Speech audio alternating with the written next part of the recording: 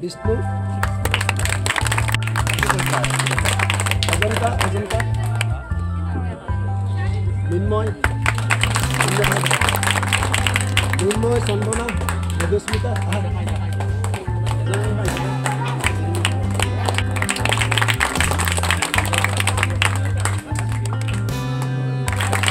मधुस्मिता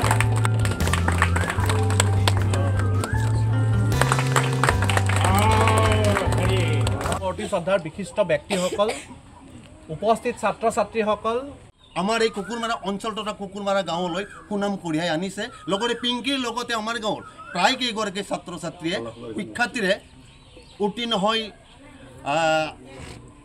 হৈ গাঁৱলৈ সুনাম কঢ়িয়াই আনিবলৈ সক্ষম হৈছে। ৰাজু যদি মই বিধায়ক হৈছোঁ, মই যদি শিক্ষা নথিকেল হয়, আমাৰ মানুহে ৰাইজে মোক ভোট দিলেহেঁতেন, হয়নে? তোমালোকে এটা সময়ত যাই পেলাই হ'ব লাগিব, কি হ'ব লাগিব? কোনোবাই উকিল হ'ব লাগিব, কোনোবাই ডক্টৰ, যোনে যি ইচ্ছা, কোনোবাই প্ৰফেচাৰ, কোনোবাই টিচাৰ, কোনোবাই যোন যি আছে আৰু তেনেকুৱা প্ৰফেচন ল'ব লাগিব। এতিয়া মই বিশেষকৈ আমাৰ যিহেতু ছাত্ৰ ছাত্ৰীসকল আছে তেওঁলোকৰ উদ্দেশ্যে কৈছোঁ যে আমাৰ বিশেষকৈ দেখা গৈছে যে এতিয়া ক্ৰমান্বয়ে আমাৰ ৰুৰেল এৰিয়াতকৈ আমাৰ গাঁও অঞ্চলত আমাৰ ৰিজাল্টবিলাক বেছি ভাল হয়। আৰু আগন্তুক দিনবিলাকত আশা কৰিম যে আমাৰ আজি যিদৰে আমি সকলো ৰাইজে উৎসাহতে আজি ইয়াতে আমি উপস্থিত হৈছোঁ সকলো ৰাইজ মিলি।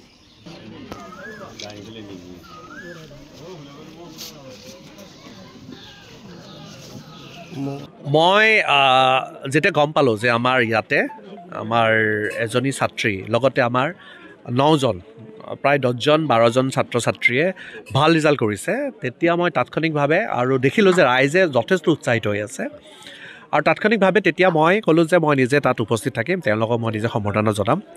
আৰু দেখিছোঁ যে আহি পেলাই এটা ধুনীয়া পৰিৱেশ, যে ৰাইজৰ প্ৰত্যেকটা ফেমিলিৰ প্ৰত্যেকজন সদস্যই ইয়াতে আহি তেওঁলোকক মোৰ লগতে তেওঁলোকক উৎসাহিত কৰাৰ কাৰণে তেওঁলোকে আজি ইয়াত উপস্থিত হয়। আৰু এটা ধুনীয়া পৰিৱেশত আজি আমাৰ ছাত্ৰ ছাত্ৰী কেইগৰাকীক আজি আমি সম্বৰ্ধনা দিয়াৰ ব্যৱস্থা কৰোঁ আৰু লগতে ৰাইজেও তেওঁলোকক যথেষ্ট উৎসাহিত কৰিছে।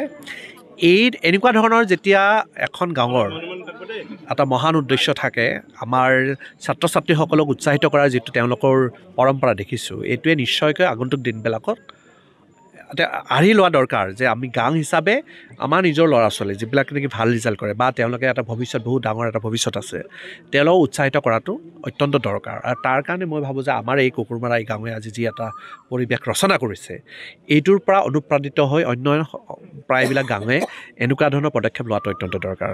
মই আজি আমাৰ পলাশবাৰী সমষ্টিৰ এজন বিধায়ক হিচাপে অত্যন্ত গৌৰৱান্বিত যে পলাশবাৰী সমষ্টিৰ বিভিন্ন স্থানত একেবাৰে ভিতৰ অঞ্চলৰ গাঁৱতো আমাৰ ছাত্ৰ ছাত্ৰীসকলে নিজৰ প্ৰচেষ্টাত তেওঁলোকক আমি বিশেষ সুবিধা দিব পৰা নাই, তেওঁলোকক আমি AC ৰুম দিব পৰা নাই বা তেওঁলোকৰ কাৰেণ্টটো কেতিয়াবা নাথাকে, হয়তো লোড শ্বেডিং অলপ চলপ হয়, কিন্তু তাৰ মাজতো আমি তেওঁলোকক একদম ভিতৰ অঞ্চলৰ কথা কৈছোঁ, ৰুৰেল আৰ্বেন এৰিয়াৰ কথা কোৱা নাই মই, ৰুৰেল তেওঁলোকৰ একেবাৰে বহুত ডাঙৰ তেওঁলোক ভাল এটা পৰিৱেশ নিদিয়া স্বত্বেও কিন্তু তেওঁলোকে ভাল ৰিজাল্ট কৰিছে আৰু সেইটোৱে মোক এজন স্থানীয় বিধায়ক হিচাপে যথেষ্ট উৎসাহিত কৰিছে।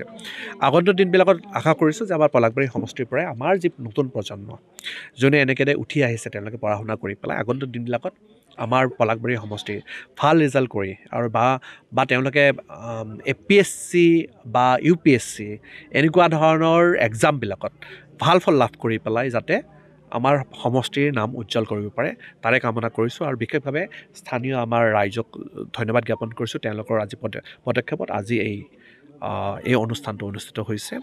লগতে আমাৰ প্ৰায়বিলাকে জ্যেষ্ঠ ব্যক্তি ইয়াতে যোগদান কৰিছে।